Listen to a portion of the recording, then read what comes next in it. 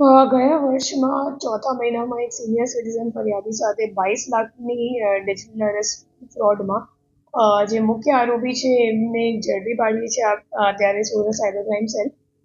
એ અમદાવાદનો રહેવાસી છે. એમનું નામ છે જિગ્નેશ શાહ. છેલ્લા કેટલા વર્ષથી આ જ કામ કરે છે અને એમનું જેના માટે કામ કરતો હતો એમનું નામ છે મહેશ અને અત્યારે દુબઈમાં જ છે. અને લગભગ 22 લાખમાંથી 10 લાખ રૂપિયા જિગ્નેશા પોતાના માટે રાખી લીધું હતું અને બીજા 2-3 લાખ જે અકાઉન્ટ હોલ્ડર છે એમને આપ્યું હતું. અને હવે જે મહેશભાઈ છે એમને પકડવા માટે તપાસ ચાલુ છે. આરોપી અગાઉ પહેલા અભ્યાસ કરતો હતો અને અત્યારે પણ એમ કહે છે કે હું જે સરકારી એક્ઝામ છે એમના માટે પ્રિપરેશન કરું છું. અને વચ્ચે જે મહેશ છે એમને કંઈક દુબઈની વિઝા માટે અને ટિકિટ્સ વગેરે માટે એમને કંઈક પૈસા આપ્યું હશે અને પરત લેવા માટે બાકી હતું.